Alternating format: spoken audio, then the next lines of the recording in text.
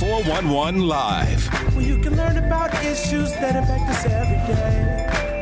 State of world, 411 Live. Real people, real talk. Made to help people in our community in every way. For your girl, 411 Live. I really like diving into the stories of people reshaping our community for the better. My guest today, I would say his journey is from tragedy to transformation, and it is so powerful, if not rare. My guest today was sentenced to life in prison for a gang-related homicide at the age of 15. At the time, possibly the youngest inmate in the adult prison system. But he came out on the other side after spending almost 25 years in prison with a new lease on life, a second chance, but more importantly, a mission. Hello, everyone. I'm Beverly Taylor, and this is the 411 Live, Real People, Real Talk. My guest today is Adam Procell, and he is the newly appointed director of the Office of Community Wellness and Safety in Milwaukee. Welcome to you. Good morning. Thank you for having me. I should also say you're co-founder of The Paradigm Shift, another company that's doing great work and looking at the journey, making it the path smoother from incarceration to reintegration into society. So kudos to you. I want to start out with, what was your reaction when you were told by the mayor, I presume, you're the guy. I want you to be the director of the Office of Community Wellness and Safety. What was your reaction? Yeah, there's probably a visceral reaction that sort of spanned the spectrum of a lot of emotions. And at the end of the day, and I think it goes into some of the criticism of the process, in that, why didn't I apply?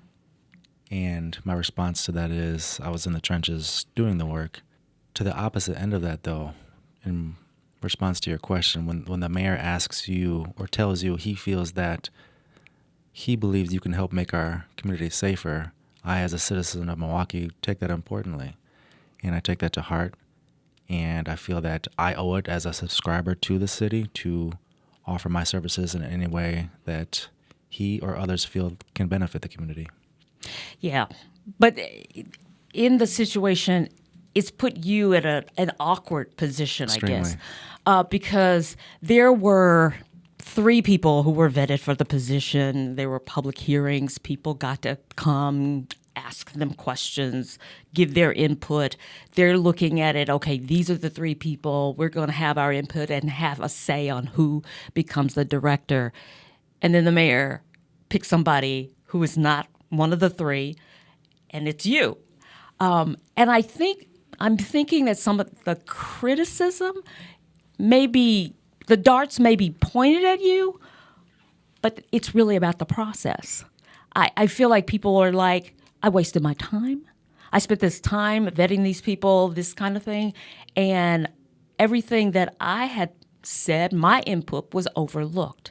So that's one side. And then I can see the other side where I'm thinking, and I haven't talked to Mayor Cavalier Johnson, so I don't know what's in his head, but I'm thinking he may have said, okay, these are these 3 people I was interested in, but then I met him, Adam, and I'm thinking he's the best for this community. So do I pick what I think is best for the community, or do I say, well, I can't pick him, I have to stay with the process? And I think he said, I'm going to pick what's best and let the chips fall with it where they may, which they're doing that right now. So that's kind of my take on all of this. And then I was reading some of the criticism, and, there's this argument, he's not qualified for the job, based on his history. And I'm thinking in my head, okay, I think that history and that transformation makes him more qualified. How do you take this criticism? Seriously, and to address your prior point of, Yes, I don't believe the darts are necessarily pointed at me. It's just sort of by default they're hitting me, and it is why I've tried to make myself available, because I do respect those that did show up, did involve themselves in the process, felt that they don't know enough about me, so I'm trying to put myself out there, lay out my plan, my vision, my past. I led, oddly, my first day on the job began at my crime scene, and it's for a reason, because I feel that somebody who was in this role can't shy away from tough conversations, and I want to show people that I do take responsibility for my actions. I lead with them, and I feel that they are, to your point of qualifications, beneficial in a few different ways. One, when we think about violence, and a lot of people will talk about the former name of this office, Office of Violence Prevention, and that we've sort of moved away from that, not totally, but when the name was changed to Office of Community Wellness and Safety, the belief is there are so many more things that are attached to preventing violence than just preventing a crime from occurring. And we'll get into that later with my priority areas. But just in a specific reference to violence, when I pointed a gun at another human being and pulled that trigger, I understood what my mindset was. And I feel that to understand violence intimately, you have to have been a part of it on some level, and it doesn't give me all the answers. And there's, of course, people that understand it perhaps even better than me that have never hurt somebody. So I'm not saying it's an all-encompassing statement. Right. But because of my actions, I feel that gives me credentials to understand violence. And then on a more macro scale, a lot of the work that I've done over the last 5 years of bringing people together, working across the aisle, and helping those that are part of the problem and solution understand how important it is for us to collectively work together. You have maybe authored some legislation. So I'm going to get into that a little bit more. But you talked about, where you've been that makes you qualified, which is what I said. So let's just kind of dive into that. Let's go back in the past. That 15-year-old sentenced to life in prison for the homicide of a young man. Tell me let's unpack that a little bit. What happened? What was going on? Yes, and there's no excuse for what I did to Robert. And I always try to use his name because so often people, I don't want to say people forget. Obviously, his family didn't forget, but there's a big complaint that whenever a violent act happens, there's a press conference, and then after the cameras go away, so does the name of their loved one. And so I always try to keep Robert's name, because at the end of the day, this is why I do this work. And it's complicated because I was a very good kid up until roughly the age of 14. And I know a lot of people think that people join gangs because they're searching for a family, and that may be true for some. I think that's less true, at least back then, because I came from a family that loved me immensely. We were not rich by any means. Mm-hmm. Let's say most would consider us poor. But nobody in my family was engaging in criminal activity, at least that I saw. And so it was much simpler in that was what was around me.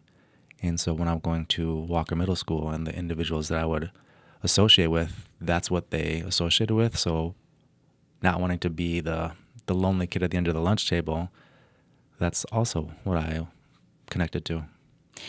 I read somewhere where you came to Milwaukee when you were like 13 or something, 13, 14? Well, I've gone back and forth my whole life. I have family on both sides that are in Colorado and Milwaukee. So I was born in Colorado, and then at the age of 3, I came to live in Milwaukee for a while, then went back to live with my dad for a while, and then at the age of 14 came back to live with my mom and my grandparents. So it's sort of been a back and forth on top of every summer coming back out to Milwaukee as well. Right. And I understood that you had a friend in Colorado that you lost. Correct. That was sort of the catalyst for why my father sent me here at 14. He was shot in the head and did not survive. Was that gang-related violence or? He was in a gang, but the actual crime was not. It was a very random, it's something you see in the news that happens in somebody else's community. Mm-hmm. There was another kid that attached to some satanic cult and felt that to get closer to Satan, he had to kill 3 people, and just randomly happened to see my friend.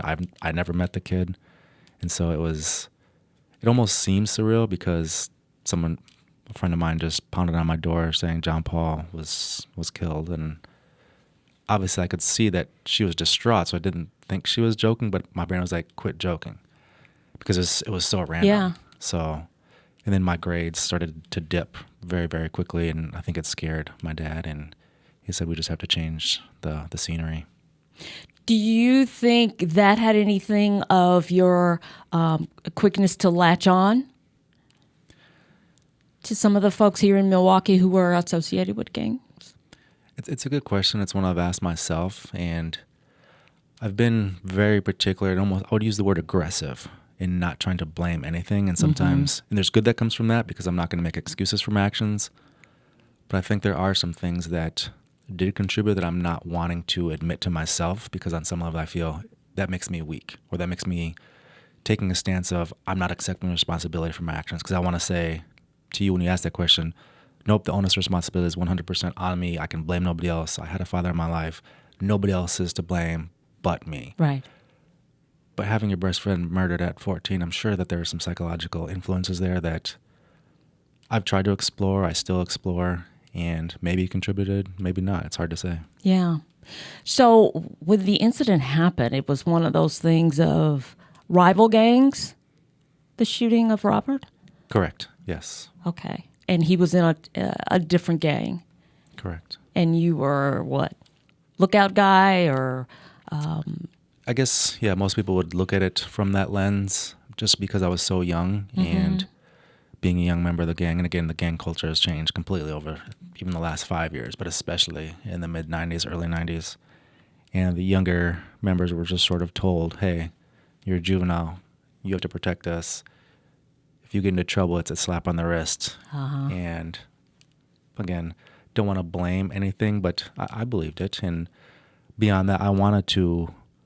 There's a phrase that people say, or used to say back then, and it's, I want to earn my stripes, because I was this little kid, and I wanted to show these bigger, stronger gang leaders that, hey, I'm not just a little kid. So you're caught, and you're put through this prison system. Were you the youngest at that time? Yep, because there's a lot of prisons that exist now that simply weren't built back then. And so it took, I want to say, 4 years-ish before I finally ran into somebody that was younger than me. And being 5 foot, 100 pounds in Green Bay Correctional Institution, the adult prison system. Wow, that's the max, right? Yep, gladiator school. And it was not a fun play. I'm not laughing because it's funny. It's nervous energy. Yeah. Just going back to reliving some of those times when, I can't defend myself against anybody. So continue to involve myself in gangs and try to not be victimized myself. What do you think contributed to kind of turning the tide for you? There's a number of things, and I think I was doing a lot of running from my sentence because I didn't, at the time, know that I'd ever get released because I was sentenced to life, and people will say, well, how are you here? There's different types of life sentences, and it was solitary confinement for me where I served 4 years, and when life strips everything away from you, you're able to see yourself more clearly. And it was an odd moment where I looked into the mirror, this metal mirror, and I saw my father's reflection, which is odd. Really? And like he's the best human that I've met. And he blamed himself for my actions, which is just heartbreaking. And to see his face, it was tough. Yeah. Because I know the disappointment he felt, like he wasn't a good enough father. Which, again, I made the decision. It wasn't his fault, but a good father would do that. And so I think that sort of took off the Band-Aid a little bit. And then it was just pure solitary confinement. And, we spoke earlier about devotion for you, and faith is the most important part of my life. And I always hate when people say I find God in prison because that implies that God is lost, when in fact we are. Right. And so it was a weird moment where I was strapped to a table because I was getting in trouble in prison, in solitary confinement, in Supermax Correctional Institution. And that's where God found me because I was lost. And it was literally like a switch. I said, I'm done. Renounced my gang affiliation. in my heart, I couldn't do anything about it because I was in an observation cell. I didn't have any pen or paper. But then I would eventually write to the gang leader and say, I'm done. I know there's going to be consequences. I know there's going to be people, a lot of people that are not happy for what I'm doing, but I can't live a lie anymore. So there was a hierarchy within the prison system. Oh, for sure. And you told the top guy, I'm out. Mm-hmm. That's scary. Terrifying, because there's no place to run. And people always say, why don't you just, we used to call it dropping your flags, but that means why don't you just renounce your gang affiliation? And sort of an analogy I give is, imagine you were in some war in the Middle East and you're fighting for the army, whatever branch you want to say. You come back from that day's deployment and tell your commanding officer, I'm done, I quit. And they say, okay, but you're still going to remain in the barracks, that your partners, your brothers that would die for you are still going to feed you, give you your mail, give you your clothing. Just think how uncomfortable that would be. And those are good people. Now imagine being surrounded by those that have made some very poor decisions that don't necessarily have good morals. And again, I'm not casting any judgment. I was one of those. It's very uncomfortable, on top of very violent. Very violent. Okay. We're going to take a break. We're going to come back. We're going to talk more about this, but we're also going to talk about your vision for this new position. Stay with us. I am talking with Adam Procell. We'll be right back. You're listening to the 411 Live. Hear that? That's the sound of your life. Perfectly imperfect. But every time you drive after drinking, the music gets drowned out. Your life sounds pretty great. Don't let a buzz ruin it. Buzzed driving is drunk driving. Don't drive buzzed. Whether it's our stories, the warmth of our laugh, or our family's secret sauce, we all bring something different to the table. So make some space. The power of connection is waiting right outside your comfort zone. Learn how you can help strengthen your community at belongingbeginswithus.org/team-up. Welcome back to the 411 Live. I am talking with Adam Procell, who is the newly appointed Director of the Office of Community Wellness and Safety here in Milwaukee. And we were talking about you renouncing the gang affiliation, letting the top guy in the prison system know that. What were the repercussions for you? Were you hurt, or, did you make it, what did that look like for you? It was a long process that involved a lot of different things. One of them being I had a lot of tattoos, and people have homemade tattoo guns. And I remember I manufactured a tattoo gun and went over a lot of my tattoos with took the tattoo gun with no ink and went over my existing tattoos, and then took salt and a toothbrush and tried to scrub them out. And oddly, there was a sense of satisfaction in that, which sounds odd, but I began to hate myself so much and the decisions that I made, the people that I've hurt. And so there was some sort of, again, satisfaction. It hurt. Don't get me wrong. And I don't like pain. But there was this sense of punishment for my actions. And so it sounds very unusual to say that, but it was true. Well, it kind of makes sense too, because I've read where you said that this job that you have now is not a job but a penance. And does that fit into this? 100%. I don't think. I just look at the last 2 weeks and just I don't mind criticism. I always lean into criticism, whether it's the process, my background. But I think the tough part is we've all made mistakes in life, right? Like you've made mistakes. Absolutely.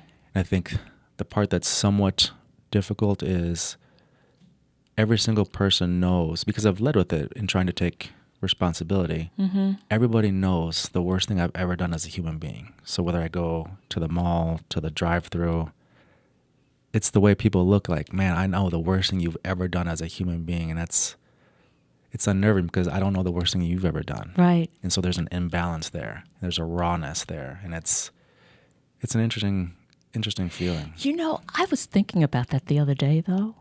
And I was thinking, but is there a freedom in that?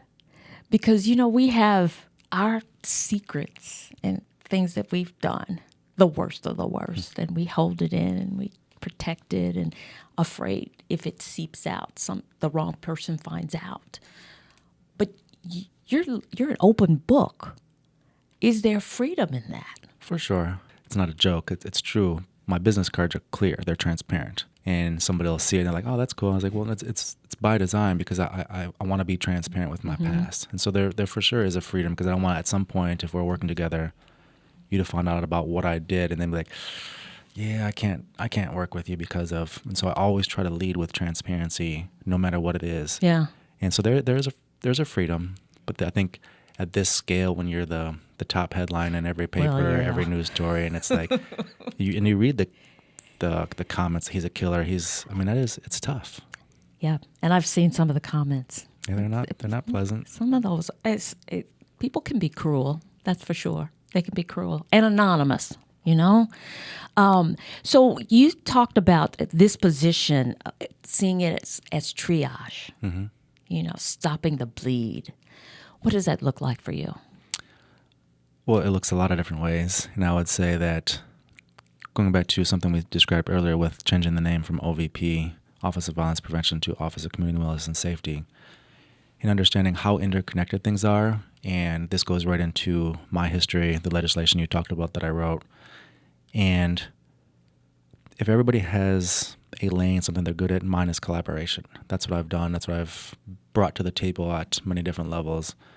And so I look at this office as one that I'm beginning to sunset direct service providing, because I feel that there needs to be a body, a collective impact model of, okay, I've identified 6 priority areas that I want our office to look at. And we want to start funding initiatives that address these priority areas, understanding that especially on the front end with early childhood investment, the more resources we dedicate on the front end, the fewer resources we have to dedicate on the back end after somebody's been hurt. And when you start to involve law enforcement, because it's absolutely despicable how many hundreds of millions of dollars we as a city spend after a crime has occurred and a victim is created. And it is minuscule how much we spend on the front end. And it's such an imbalance, and it's going to take time because people react to crime, right? It's reactive in nature. And people always say, well, we only have finite funds, and I get that. And I always talk about like a bottle of water and doing the math of if a mother has a son that's murdered, how much does she cry over the course of a year? And doing the math, and it's roughly about 7 bottles of water. And each one of these is 500 milliliters. And so we're okay with spending $40,000 to incarcerate an adult after they hurt somebody, $2 million for the crime, and then every single tear that's in this bottle, we're also saying we're okay with that, but we won't spend $5,000 on a mentorship program. We won't spend $100,000 on some anti-violence, community violence interrupter program because it's money that's not wisely spent. It's mind-blowing to me. Yeah. So, and you were saying there were 6 Correct. areas. Can you name those 6? Absolutely. So there's early childhood investment, and that is, to me, self-explanatory, but it's early access to education, healthcare, quality food, because a lot of these things people wouldn't necessarily connect to, quote-unquote, violence prevention or make our community safety, but if someone doesn't have access to those, you're already starting on a foundation of sand. Then there's this diversion. So if a youth in this case, or somebody who's an adult starts to make bad decisions, you want to connect them to people that understand it, credible messengers, a lot of our violence interrupters. The third part area is the big one that everybody talks about, and that's community violence intervention. And that's what a lot of people see when they think about this work, this Office of Violence Prevention. Simultaneously, the fourth priority area is crime survivors. Hurt people hurt people. And And so if you have a high ACE score, for instance, now you've been victimized, traumatized, and none of these other areas have been met, your odds of hurting somebody exponentially increase. And so trying to help address that area to me is a pretty big priority. I'm not trying to hierarchical them, but that's a big one. Another area that is, and it's close to my heart, and that's reentry and reintegration. And the fact that there's so few resources because people just don't wake up and commit crimes. A lot of what we see from a violent standpoint is somebody who has previously committed a crime. So the fact that hardly any resources are going to the people that we know probably are going to hurt somebody is, again, mind-numbing. Doesn't make any sense. Doesn't make any sense at all. Yeah. And then the last one is, and it's sort of, I've listed it last, but it's sort of, it lives all along this cradle to stable timeline, as I'm calling it, and that's community and police relations. Because I feel that we do need a police force that has officers that come from the community, who are well-trained, who are culturally competent. And if that's broken, it's so much harder to interact with the other 5 areas. Right, right. You know, I've always talked about the community. We have a lot of groups who are doing great things. For sure. But many operate in silos. And I know that piece of legislation was designed to kind of break that up and make collaboration the main thing, right? Tell me a little bit about that legislation. I know we're running out of time, but I want to make sure we get that in. Yes, and I think this is one of my biggest qualifiers. And you're right, Milwaukee has disincentivized collaboration. And it comes a lot from philanthropic organizations that say, we need you to hit so many metrics for whatever program that you're implementing, which means people are so afraid to work across sectors, across organizations, because they don't want them to take their numbers away. And that's one of the big things that I'm doing with my office is sunsetting funding opportunities for organizations to apply by themselves. We're going to start incentivizing collaborations that you can't even apply for some of the things that we're going to fund unless you apply with another organization. So you're creating an accountability partner. So you get out of this mindset of, I need my organization or company or whomever to succeed. 2, I need to succeed, but I also need whoever it is that I'm applying with to succeed. And you start to build this collaborative mindset, and eventually over time, and I do look at this as a long-term vision. There's no easy answers. There's no quick fixes. Right. We have to create a collaborative ecosystem that starts to permeate through the city, addressing those silos and saying, like, hey, we can't fund you if you're not going to work with anybody else. And that's how we sort of leverage collaboration.